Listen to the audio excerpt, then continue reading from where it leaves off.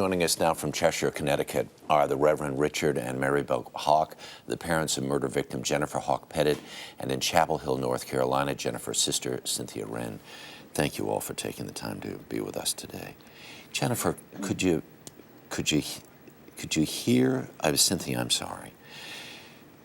Could you hear the jurors? Could you hear what they had to say? I did. And I was, go ahead. Go ahead. I'm very moved by what they speak of and how difficult it was for them. When you heard the jury return this death penalty, what did you think? I had a huge sense of relief that it was over. I don't think it ever sounds good that you're thinking about taking another person's life, but in the events of what happened and the things that this man caused, I feel that it called for what they decided upon.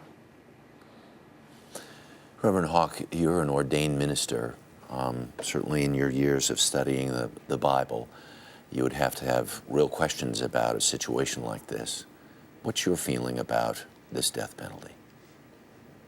Well, we entered into the whole situation confronting our lives with that very question. We really felt like we were between a rock and a hard place, for we value life so much. But we have become aware over these 3+ years of the terrible killing that took place on that July day back in 2007, that we have come to realize that there are some people who just do not deserve to live in God's world. And we feel that Stephen was one of those.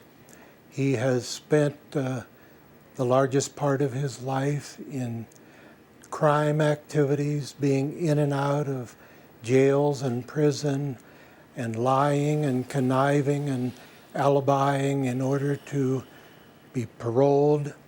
And every time he would go out, after saying that he wanted to be a changed person, he never changed at all and went right back to those same activities.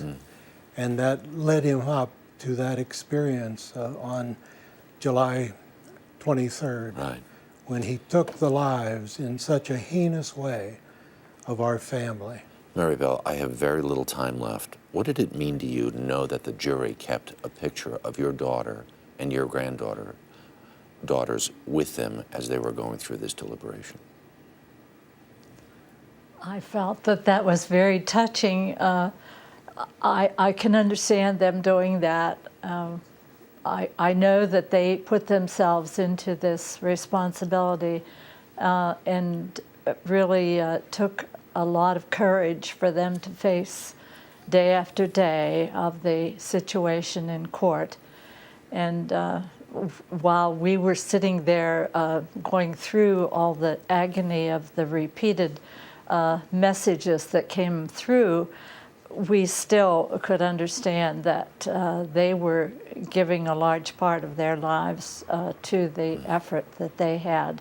So we were proud that they were the people they were, and so thoughtful and carried forth so well in their task. Reverend Hawke, Maribel, thank you very much. Cynthia, thank you all very much for taking the time to speak with us this morning. And as we have said before, we are so sorry for your loss.